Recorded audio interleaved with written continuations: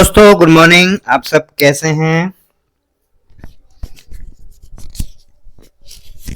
I hope so आप सब अच्छे होंगे। तो बच्चों, आज हम जो स्टार्ट करने जा रहे हैं, चैप्टर का नाम है एनपीओ। एनपीओ एनपीओ का मतलब नॉन प्रॉफिट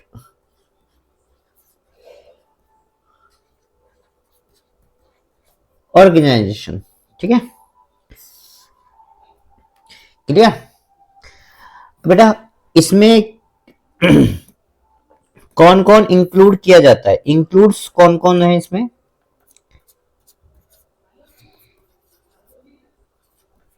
इंक्लूड्स है जैसे कि स्कूल्स,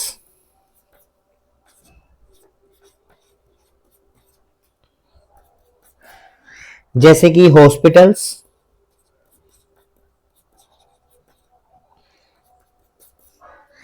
जैसे कि आपके जो पब्लिक लाइब्रेरी होती है,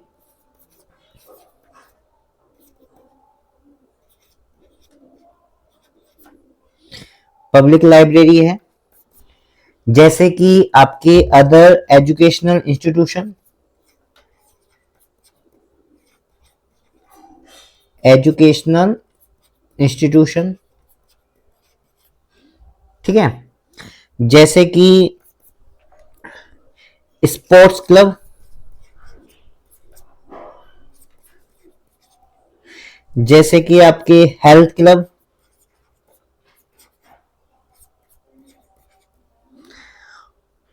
ठीक है, और other welfare societies, other welfare societies, जैसे जो भी जैसे चाइल्ड सेफ्टी के लिए होती है ना, कुछ आपकी वुमेन सेफ्टी के लिए होती है, वो सारे वेलफेयर सोसाइटीज है ना, इसमें इंक्लूड किए जाते हैं। ठीक है, क्लियर? ओके। दूसरा होता है सर, इनका ऑब्जेक्ट क्या है? दूसरा मेन चीज है सर, इनका ऑब्जेक्ट क्या होता है? इनका सर ऑब्जेक्ट क्या है? ऑब्जेक्ट क्या है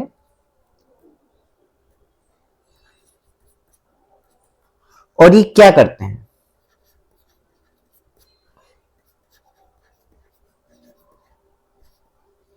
ये क्या करते हैं? आई बात समझ? यानी स्कूल्स है वो एजुकेशन प्रोवाइड कराती है आपको, जैसा कि पता है, ठीक है, फ्री एजुकेशन। सर स्कूल तो बहुत पैसा लेती है। बेटा, आप प्राइवेट स्कूल में पढ़ रहे हो, प्राइवेट स्कूल एनजीओ में नहीं आते हैं। हाँ, वहां पर भी देखो एक आरटी होता है, रिजर्वेशन एक एक्ट होता है, उसमें भी उसका 25% बच्चे तो फ्री में पढ़ते हैं, चाहे हर स्कूल की कहानी है। हर स्कूल में जैसे एक स्कूल में 100 बच्चे हैं तो उसके 25% बच्चे फ्री में पढ़ते हैं। यानी कह सकते हैं हर स्कूल एनजीओ है। आपको पता नहीं है तो क्या करें? वो फ्री एजुकेशन प्रोवाइड कराते हैं 25% बच्चों को, 25% बच्चों को फ्री एजुकेशन प्रोवाइड कराते हैं वो। तो सबसे फर्स्ट काम है एजुकेशन प्रोवाइड कराना,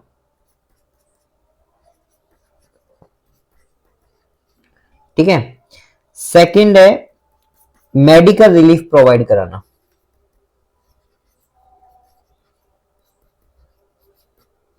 ठीक है। थर्ड है, अब देखो मैं इनके आधार पे नहीं बता रहा, मैं रेगुलर ऑब्जेक्ट बता रहा हूं ना। फिर है जैसे स्पोर्ट्स एक्टिविटीज कराना, स्पोर्ट्स एक्टिविटीज कराना, है ना। फोर्थ है आपका जैसे कल्चर प्रमोशन करना, कल्चरल या आर्ट प्रमोशन। ठीक है, क्लियर। फिर होता है जैसे लोगों की हेल्प करना, गरीब लोगों की हेल्प करना,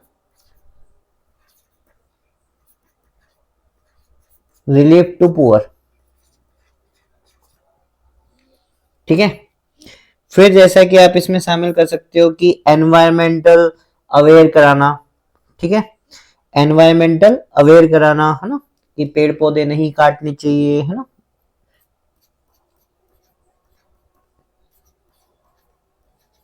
एनवायरमेंट अवेयर।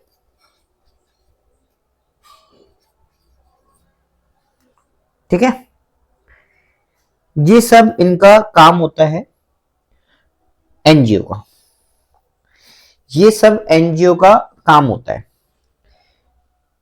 और एक बात और बता दूं, इनका एम किसी भी प्रकार का कोई प्रॉफिट अर्न करना नहीं होता है।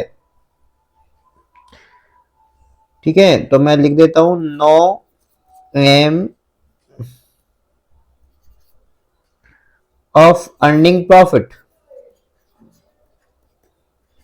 Earning profit. क्या सर, इनका उद्देश्य प्रॉफिट कमाना नहीं है, इनका ऑब्जेक्ट प्रॉफिट कमाना नहीं है क्या? ये सब चीजें फ्री में देते हैं? हाँ। तो सर पैसा कहां से आता है इनके पास? इनके पास पैसा कहां से आता है सर? फिर पैसा कहां से आता है? बहुत अच्छी बात है। अपन यहाँ पे ये वाला नोट डाउन कर लिया ना आपने। अब अपन आगे चलते हैं, इनके पास पैसा कहां से आता है इसकी बात करते हैं। ठीक है, नेक्स्ट पॉइंट ले लिया अपन ने, सोर्स ऑफ इनकम। इनकी इनकम का क्या सोर्स है? इनकी इनकम के क्या क्या सोर्स हैं? ठीक है, सबसे फर्स्ट बेटा, इनको डोनेशन मिलता है। कुछ डोनेशन इनके स्पेसिफिक डोनेशन होते हैं, कुछ डोनेशन स्पेसिफिक होते हैं,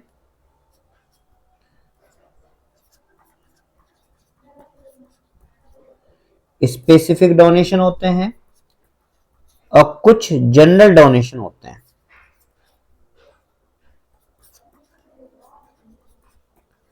कुछ जनरल डोनेशन होते हैं, क्लियर। कुछ स्पेसिफिक डोनेशन होते हैं, कुछ जनरल डोनेशन होते हैं। यानी डोनर स्पेसिफाइड कर देता है कि भैया जो मैं आपको डोनेशन दे रहा हूं ना, उसका यूज इस पर्पज के लिए होना चाहिए, तो वो स्पेसिफिक डोनेशन है। और यदि डोनर ने डोनेशन दिया और कुछ भी स्पेसिफाइड नहीं किया, तो वो जनरल डोनेशन है। बाकी अपन आगे इनको पढ़ेंगे। ठीक है, दूसरी चीज, सिर्फ पब्लिक डोनेशन क्यों देती है? बेटा पब्लिक को भी फायदा है ना, पब्लिक को फायदा है इससे, डोनेशन देने से। पब्लिक को क्या मिलती है? टैक्स रिलीफ मिलती है। टैक्स रिलीफ मिलती है under section, under section, under section ATG. Under section ATG में उनको क्या मिलती है? रिलीफ मिलती है, टैक्स रिलीफ मिलती है, इसलिए लोग बाग डोनेशन देते हैं। तो सर जा तो गवर्नमेंट के पास रहा है, तो वैसे टैक्स के रूप में ही दे दे। बेटा यहां पर टैक्स रिलीफ, हम 100 रुपए का डोनेशन दे रहे हैं तो 100 रुपए का टैक्स रिलीफ नहीं मिल रहा। काफी ऑर्गेनाइजेशन ऐसे होते हैं जिनमें 100 रुपए का डोनेशन देने पर 200 रुपए का टैक्स रिलीफ मिलता है, 150 का टैक्स रिलीफ मिलता है, 175 का टैक्स रिलीफ मिलता है। यानी 200%, 125%, 150% क्या मिलता है? टैक्स रिलीफ मिलता है। अब बताओ, करोगे ना डोनेशन? दूसरी बात, इनको गवर्नमेंट से ग्रांट्स या सब्सिडीज मिलती है।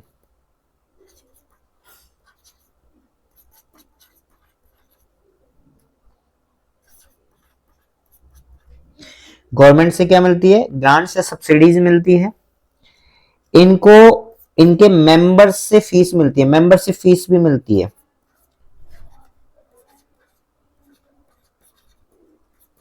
मेंबरशिप फीस भी मिलती है। यदि कोई मेंबर एनुअल फीस देता है, क्या देता है, एनुअल फीस देता है,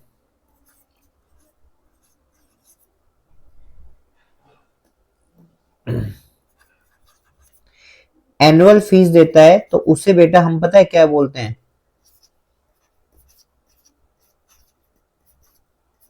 सब्सक्रिप्शन बोलते हैं, सब्सक्रिप्शन फीस। ठीक है। और यदि कोई बंदा आपको लाइफ टाइम फीस देता है, लाइफ टाइम फीस देता है, तो उसे बेटा हम बोलते हैं life membership fees, life membership fees. ठीक है। कुछ बात समझ में आई? अच्छा, और कहां से हो सकती है, और कहां से हो सकती है, और बेटा आपको इनकम हो सकती है कि इनके पास जो डोनेशन आता है वो आइडल फंड पड़ा रहता है, आइडल फंड को कहीं इन्वेस्ट कर दिया तो वहां से इंटरेस्ट मिल जाता है, इंटरेस्ट ऑन इन्वेस्टमेंट। ठीक है। ऐसे तो आपको उससे भी मिल जाएगा एंट्रेंस फीस।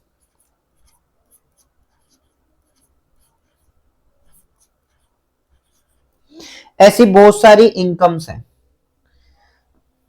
लॉकर रेंट है, ठीक है, बहुत सारी इनकम होती है। वो अपन चैप्टर में पढ़ेंगे। मैंने आपको ओनली मोटी मोटी इनकम बता दी कि एनपीओ के इनकम के सोर्सेस क्या क्या होते हैं। ठीक है, कोई दिक्कत यहां पर, बोलो, नहीं है? चलो, अब अपन आते हैं, अब बहुत अपन ने एनपीओ के बारे में पढ़ लिया है,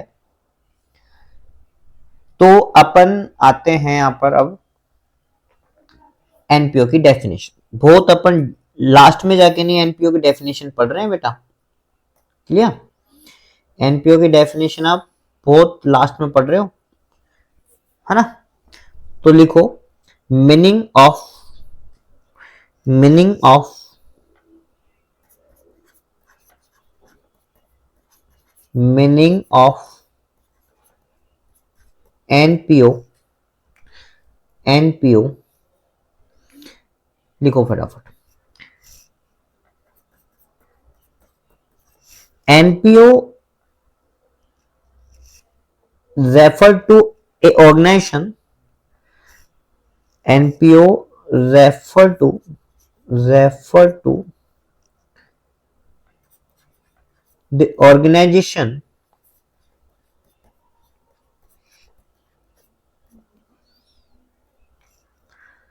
that are set up that are set up as a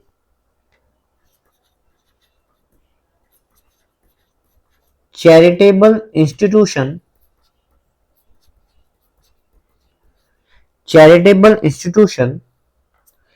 and work for welfare of the society, welfare of the society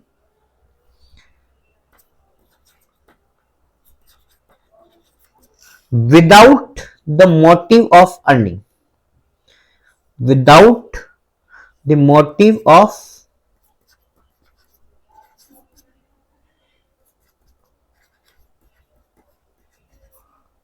earning profit। ठीक है। NPO refer to organization that are set up as a charitable institution, work for welfare of the societies without the motive of earning profit.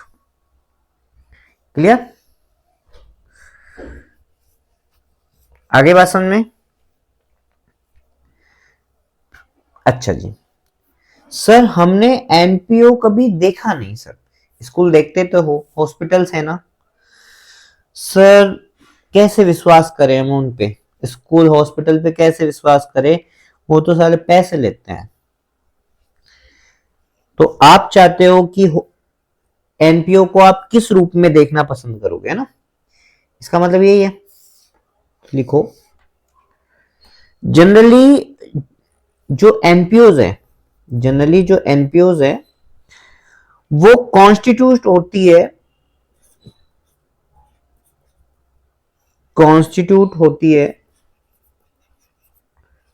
Constitute as a, जैसे registered societies के रूप में। आपको registered societies के रूप में देखने को मिलेगी, या आपको ट्रस्ट के रूप में देखने को मिलेगी, या आपको एनजीओ के रूप में देखने को मिलेगी। ठीक है, यह आपको एनजीओ के रूप में देखने को मिलेगी। आगे बात समझ में क्लियर? कोई दिक्कत? बोलिए, जल्दी जल्दी बोलिए, कोई दिक्कत?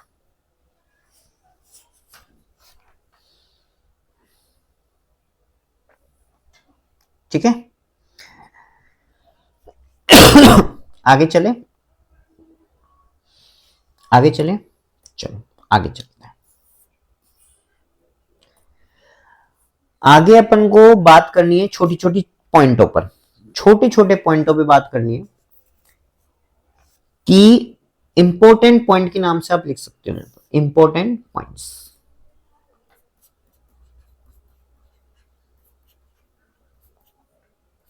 इंपॉर्टेंट पॉइंट्स,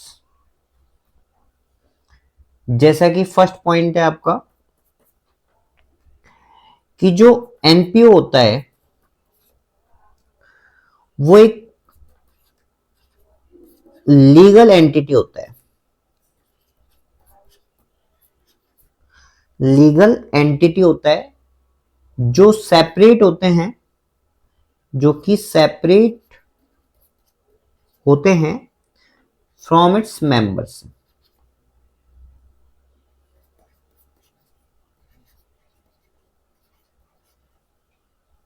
ठीक है, अपने मेंबर से बिल्कुल क्या होते हैं? सेपरेट होते हैं। ठीक है, ये सर मेंबर क्या है? सही आपने क्वेश्चन किया, सही आपने बिल्कुल सही क्वेश्चन किया है आपने कि मेंबर क्या होते हैं। ठीक है, चलो दूसरी चीज अपन यही देख लेते हैं कि यहां पे जो, देखो पहली बात तो एनपीओ क्या है? एक सेटअप किया है चैरिटेबल इंस्टीट्यूशन के रूप में, है ना? ये देखो आप एनपीओ, मैं यहां पर लिख देता हूं, NPO is setup as a charitable institution,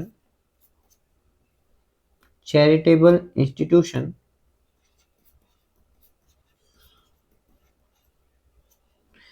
institution या सोसाइटी।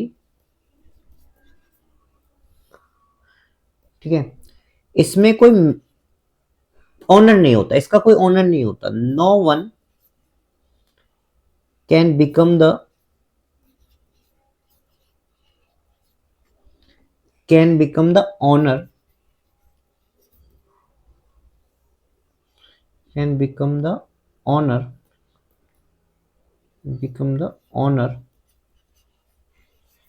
of trust. इस ट्रस्ट का कोई है ना ऑनर नहीं होता बेटा। क्या नहीं होता? ऑनर नहीं होता। ठीक है, क्लियर? आगे बात सुन में, जो लोग इसे ऑर्गेनाइजेशन को स्टार्ट करते हैं वो उसके मेंबर होते हैं। उसके क्या होते हैं? मेंबर होते हैं। तो यहां पे आप लिख सकते हो people who start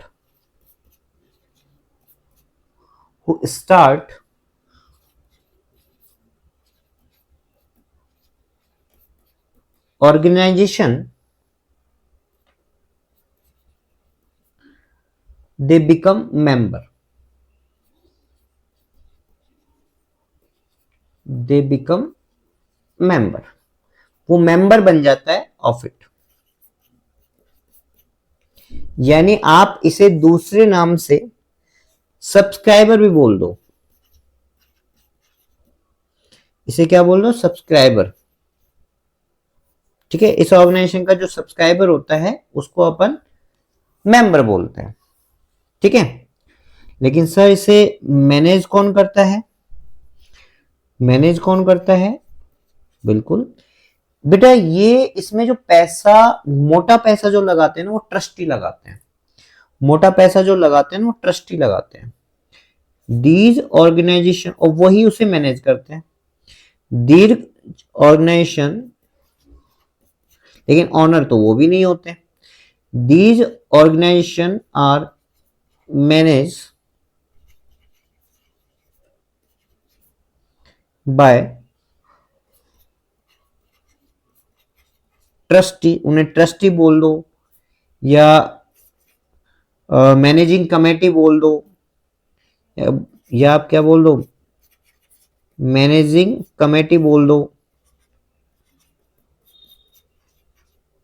ठीक है, या उन्हें आप एग्जीक्यूटिव कमेटी बोल दो।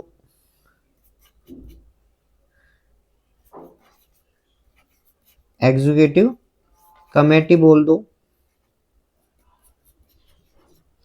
और इस कमेटी के जो ट्रस्टी होते हैं उनको इलेक्टेड पता है कौन करता है? Elected by member, bye its member. इनके मेंबर ही इनके ट्रस्टी को या मैनेजिंग कमेटी को क्या करते हैं? अपॉइंट करते हैं, है ना? क्लियर? आपको पता है जैसे काफी बड़े बड़े मंदिर होते हैं उसमें महंत होते हैं, तो महंत को हम ट्रस्टी बोल सकते हैं। महंत को हम क्या बोल सकते हैं? ट्रस्टी बोल सकते हैं। मैनेजिंग कमेटी के मैनेजिंग कमेटी में इन्वॉल्व होते हैं वो। ठीक है, जिन्हें मेंबर्स द्वारा क्या इनके भी चुनाव होते हैं, इलेक्शन होते हैं, और उस इलेक्शन द्वारा इलेक्ट किए जाते हैं। आगे बात समझ में क्लियर? कोई दिक्कत? बोलो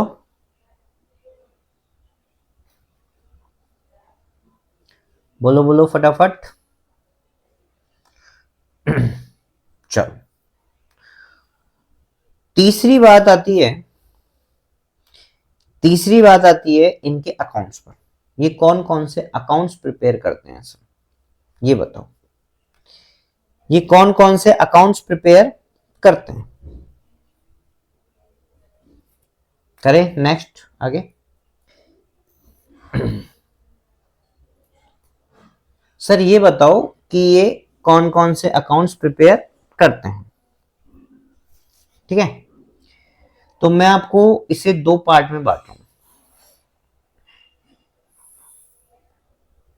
इसे दो पार्ट में बांटूंगा। ठीक है,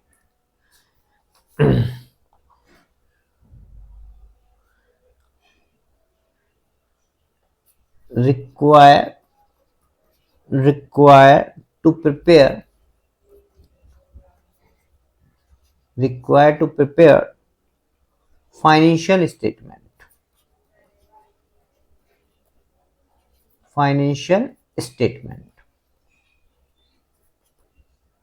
ठीक है।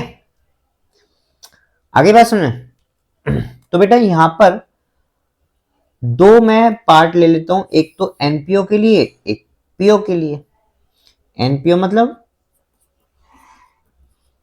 नॉन प्रॉफिट ऑर्गेनाइजेशन के लिए, नॉन प्रॉफिट ऑर्गेनाइजेशन के लिए, और दूसरा ले लेता हूं मैं पीओ के लिए, यानी प्रॉफिट ऑर्गेनाइजेशन के लिए, प्रॉफिट ऑर्गेनाइजेशन के लिए। ठीक है, अच्छा जी। देखो, यदि मैं बात करूं एनपीओ के लिए, एनपीओ यहां पर जो फाइनल अकाउंट बनाते हैं वो 3 फाइनल अकाउंट बनाते हैं। एक तो है receipt and payment account, receipt and payment account. ठीक है, हाँ बिल्कुल, it is like cash account, it is like cash account, यहां पे लिख सकते हो आप।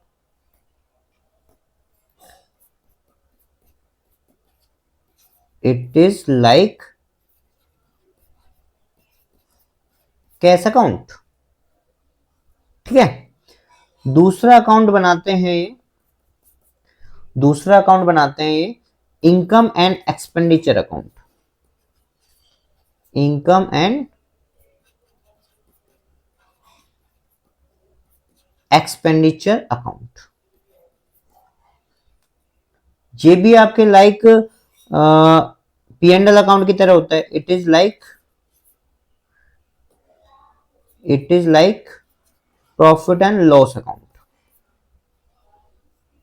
ठीक है, और तीसरा होता है बैलेंस शीट, थर्ड होता है बैलेंस शीट।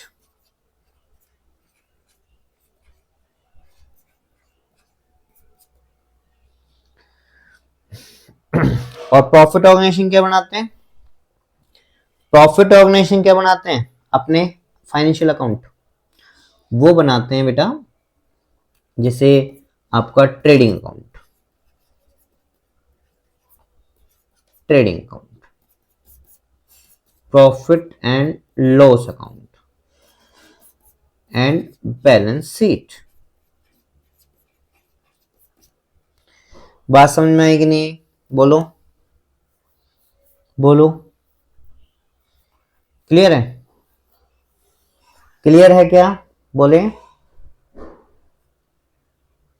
क्लियर है।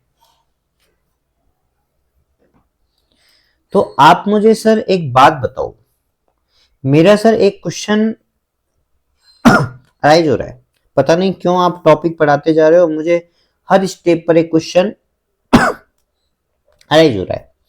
जब सर ये प्रॉफिट कमाते ही नहीं है, जब ये प्रॉफिट कमाते ही नहीं है, ये प्रॉफिट के लिए काम करते ही नहीं है, तो इनको फाइनेंशियल स्टेटमेंट बनाने की कहां जरूरत है सर, आप बताओ ना।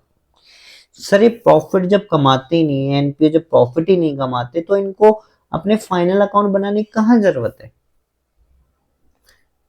गुड क्वेश्चन, ये है सबसे अच्छा क्वेश्चन। सबसे अच्छा क्वेश्चन ये है कि जब वो प्रॉफिट ही नहीं कमाते हैं तो फिर फाइनल अकाउंट क्यों बना रहे हैं भाई, क्यों बना रहे हैं भाई फाइनल अकाउंट, फालतू में टाइम वेस्ट कर रहे हैं। ठीक है, चलो एक पॉइंट और एक्स्ट्रा हमारा बढ़ गया है, चलो लिखते हैं, लिखो एनपीओ, टॉपिक लिख लेना हेडिंग में, NPO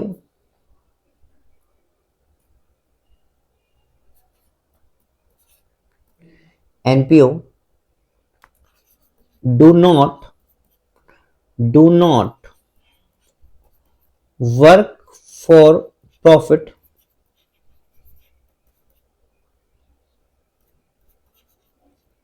then why do they prepare final account, final account, financial statement है ना। एनपीओ जब प्रॉफिट के लिए काम ही नहीं करती तो क्यों फिर वो फाइनल स्टेटमेंट प्रिपेयर करते हैं, बेटा ये बताओ। वहां का जो ट्रस्टी है, वहां का जो ट्रस्टी है वो ये देखना पसंद करेगा कि नहीं करेगा कि उसका ऑर्गेनाइजेशन सही डायरेक्शन में काम कर रहा है कि नहीं कर रहा? बोलो। वहां का जो ट्रस्टी है, वहां का मेंबर्स है, वो ये जानना चाहेंगे कि नहीं चाहेंगे कि भाई उनका जो ऑर्गेनाइजेशन है वो सही डायरेक्शन में काम कर रहे हैं कि नहीं कर रहे। जिस मोटिव से जिस उद्देश्य से हमने इस एनपीओ को खोला है, उस वो उद्देश्य पूरा हो रहा है कि नहीं हो रहा है? बताओ, ये जानना नहीं चाहेंगे? जानना चाहेंगे ना? तो बस to know that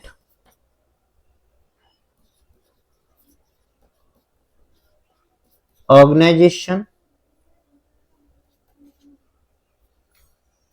is moving in the right direction, in the right direction।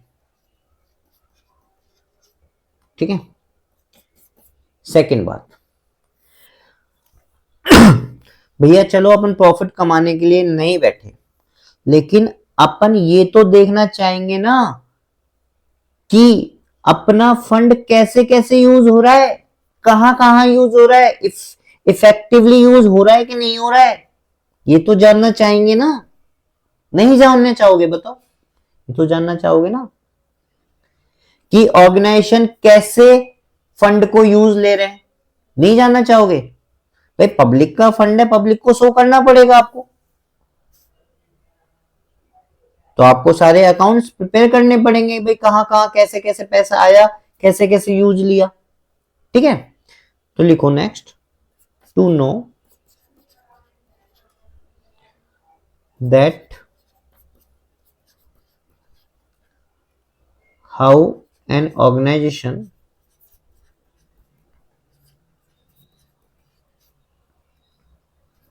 is utilizing the fund।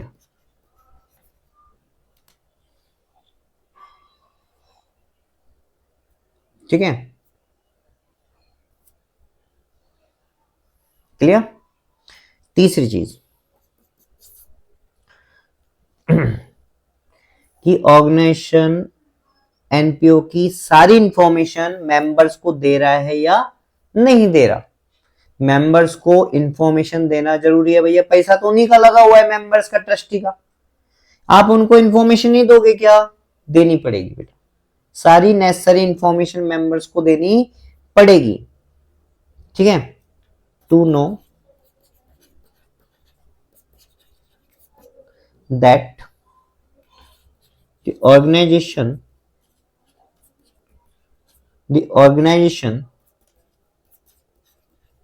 is providing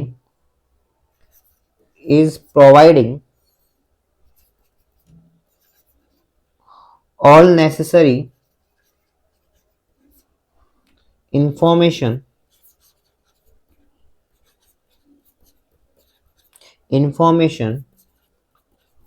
to its member।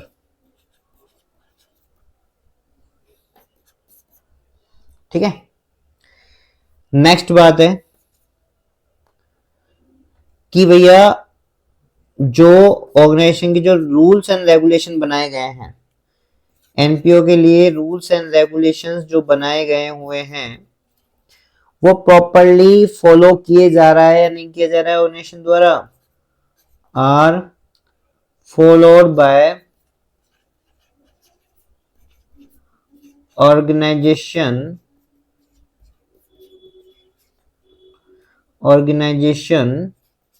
और नॉट। ठीक है, और उसके बाद इंपॉर्टेंट बात आती है कि भैया जैसे जो प्रॉफिट ऑर्गेनाइजेशन होते हैं ना, वो अपने अकाउंट्स की क्या करवाता है? ऑडिट करवाता है। उसके लिए किसको देता है? सीए को देता है। लेकिन यहां पर सीए को नहीं देंगे, ये प्रॉफिट ऑर्गेनाइजेशन थोड़ी ना है। फाइनेंशियल स्टेटमेंट की सारी रिपोर्ट यहाँ पर रजिस्ट्रार ऑफ सोसाइटी को क्या कराना होता है, डिपॉजिट करानी होती है, यही यहाँ की स्टेचुटरी अथॉरिटी होती है। ठीक है, लिखो कि all the financial statement, all the financial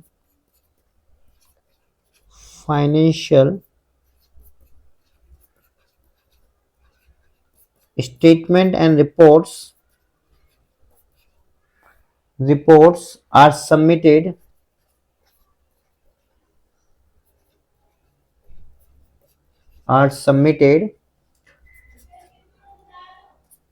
to the registrar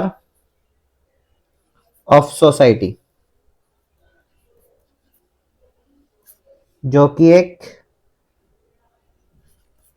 statutory authority होती है।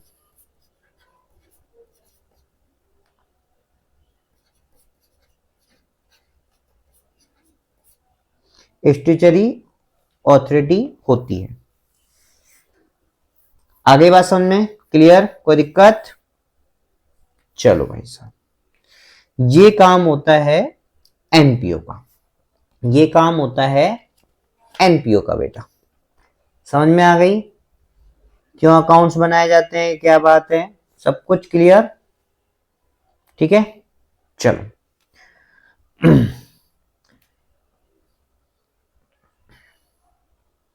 नेक्स्ट अपना आता है कि सबसे पहले हम रिसीट एंड पेमेंट अकाउंट बनाएंगे। सबसे पहले हम क्या करेंगे, रिसीट एंड पेमेंट अकाउंट बनाएंगे। बनाओ, सबसे पहले हम क्या बनाएंगे, रिसीट एंड पेमेंट अकाउंट बनाएंगे। सबसे फर्स्ट हमारा फाइनेंशियल स्टेटमेंट होता है रिसीट एंड पेमेंट अकाउंट। ठीक है, receipt and payment account. Clear, कोई दिक्कत?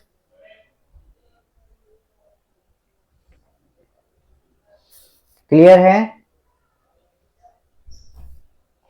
अब देखो, रिसीट एंड पेमेंट अकाउंट आपने कहा कि sir it is like as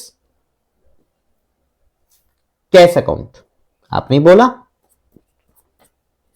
it is like a cash account. ठीक है, और बेटा कैश अकाउंट का जो नेचर होता है ना, कैश अकाउंट का जो नेचर होता है वो होता है एसेट्स अकाउंट। तो सर क्या रिसीट एंड पेमेंट अकाउंट का भी नेचर यही होता है क्या?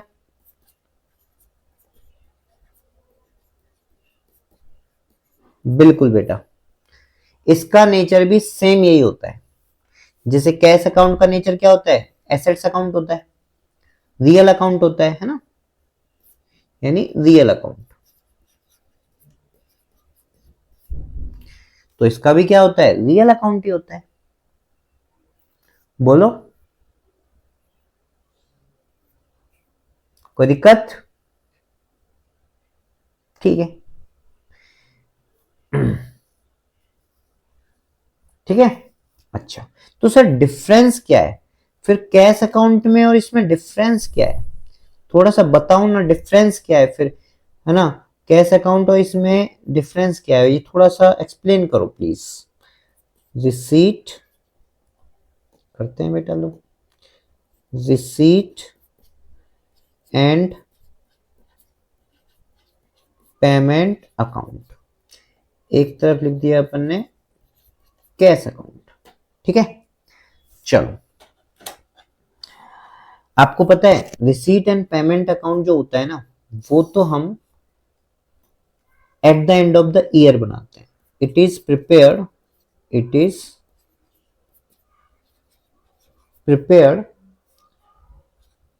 At the end of accounting year. ये तो अकाउंटिंग ईयर के एंड में बनाया जाता है, और ये बनाया जाता है it is prepared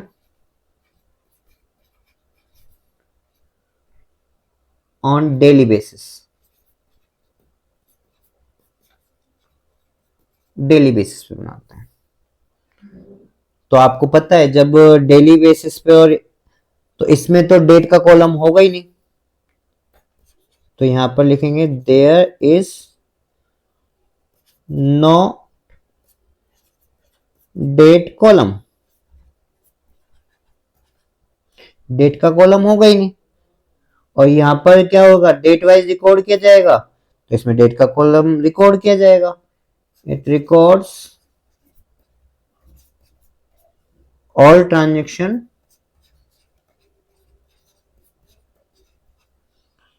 by date wise. Date wise clear. एक इसमें ना लेजर फॉइल का भी नहीं होता। इसमें क्या होता है, नहीं होता लेजर फॉइल का। It is it has it has no column of ledger folio. Ledger folio का अकाउंट वो नहीं होता, कॉलम नहीं होता।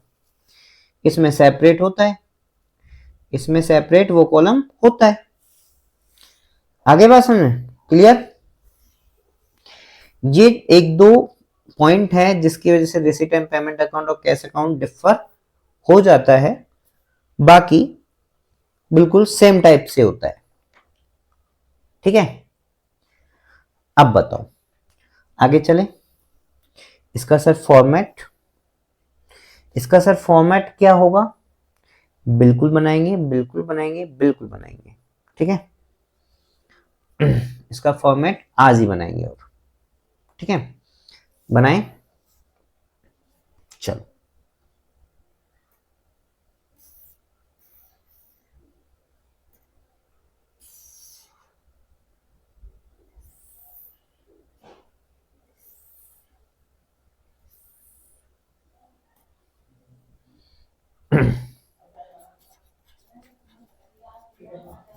Receipt and payment account. सबसे पहले यहां पर स्टार्ट किया जाएगा opening balance. Opening balance, balance BD, जिसमें आप कैश अकाउंट का बैलेंस और बैंक अकाउंट का बैलेंस, बैंक अकाउंट का बैलेंस यहां से आप स्टार्ट कर सकते हो। ठीक है, फिर आपको और रिसीट, जो आपकी रिसीट होगी वो आपको यहां दिखानी होगी। अब वो रिसीट ना करंट ईयर में होनी चाहिए, है ना। तो इसकी एक चीज मैं आपको बता दूं कि ये चाहे रेवेन्यू रिसीट हो, रेवेन्यू रिसीट हो तो भी आएगी, कैपिटल रिसीट है तो भी आएगी। ठीक है, रेवेन्यू रिसीट है तो भी आएगी। अब रेवेन्यू रिसीट में जैसे फॉर एग्जांपल जैसे सब्सक्रिप्शन है ना, और आपका इंटरेस्ट है, इंटरेस्ट ऑन इन्वेस्टमेंट है। ठीक है, आपका लोकल रेंट है। ठीक है, आपका कोई सेल्स ऑफ स्क्रैप है।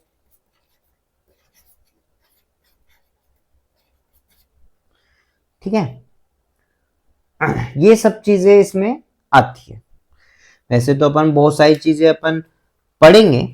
ठीक है, जब अपन क्वेश्चन पढ़ेंगे तो अपन बहुत सारी चीजें पढ़ेंगे, लेकिन अपन को पढ़ने के लिए ऐसा नहीं है कि सारे पॉइंटों को यहीं पढ़ लेंगे अपन। कुछ अपन क्वेश्चन बेस पर भी पढ़ेंगे, कुछ अपन क्वेश्चन बेस पर भी पढ़ेंगे। ठीक है, कुछ मैं आपको कैपिटल रिसीट बता देता हूँ, कैपिटल रिसीट कौन सी होती है। Two capital receipt, capital receipt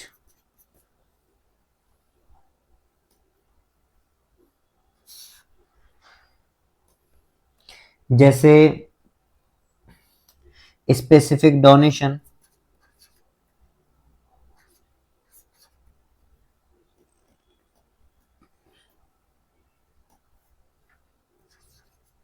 specific donation हुआ, ठीक है। जैसे लेगेसी आई, लेगेसी जानते हो ना, जैसे आपने कोई सेल्स ऑफ फिक्स एसेट्स है, ये सारे आपके कैपिटल रिसीट होती है। ये आपकी क्या होती है, कैपिटल रिसीट होती है। समझ में आया क्या? अरे जल्दी जल्दी बोलो भाई, समझ में आया क्या?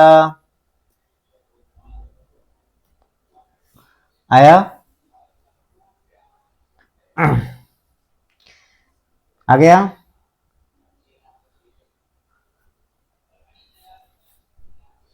बोलो बोलो। आपने कोई बैंक लोन लिया है, ये भी आ सकता है। बहुत सारी चीज है जो कि अपन क्वेश्चन वाइज पढ़ेंगे। अब वो चाहे previous, related to previous year हो, यहां पे ध्यान रखना, रिलेटेड टू, चाहे प्रीवियस ईयर हो, रिलेटेड टू प्रीवियस ईयर हो,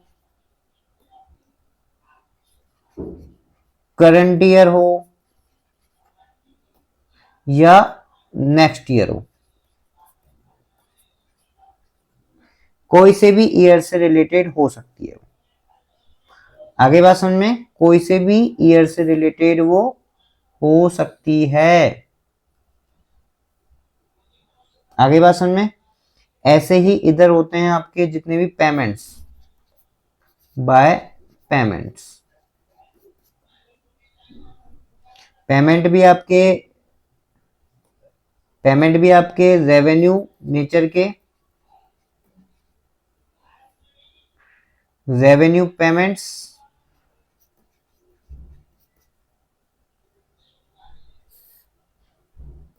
रेवेन्यू पेमेंट्स या कैपिटल पेमेंट्स, ये हो सकते हैं। ठीक है, जैसे आपके सैलरी आप पे करते हो,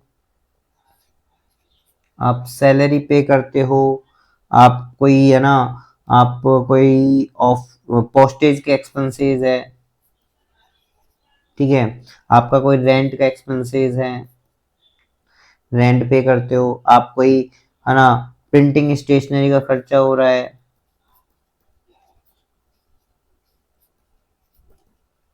ठीक है, ये सारा रेवेन्यू है। और कैपिटल क्या हो सकता है,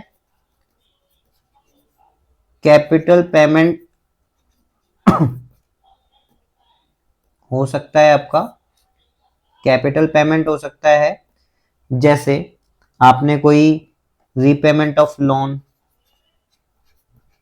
रीपेमेंट ऑफ लोन है ना, या आपने कोई एसेट्स परचेज करी है, purchase of fix assets, purchase of fix assets हुआ आपका, है ना, या आपका हुआ कोई इन्वेस्टमेंट आपने कर दिया, इन्वेस्टमेंट, ये सारी चीजें आपकी कैपिटल पेमेंट्स होते हैं। ठीक है, और फिर आ जाएगा आपका closing balance, by balance CD, वही कैश का बैलेंस या बैंक का बैलेंस। ये आपका एक रैंडमली अकाउंट बन गया, मेमोरेंडम अकाउंट बन गया एक तरीके से। ऑलमोस्ट मैंने सारे ट्रांजेक्शन्स में इंक्लूड कर लिए हैं, फिर भी अपन, मैं ही नहीं कहूंगा, बाकी के अपन क्वेश्चंस वाइज ट्रांजेक्शन्स याद रखेंगे। ठीक है ना, बाकी अपन क्वेश्चंस वाइज ट्रांजेक्शन याद करेंगे। हाँ, ये बात भी मैं आपको क्लियर यहाँ पर कर देता हूं कि आपके यहाँ पर जो पेमेंट्स है, वो भी आपके रिलेटेड हो सकते हैं, रिलेटेड टू प्रीवियस ईयर,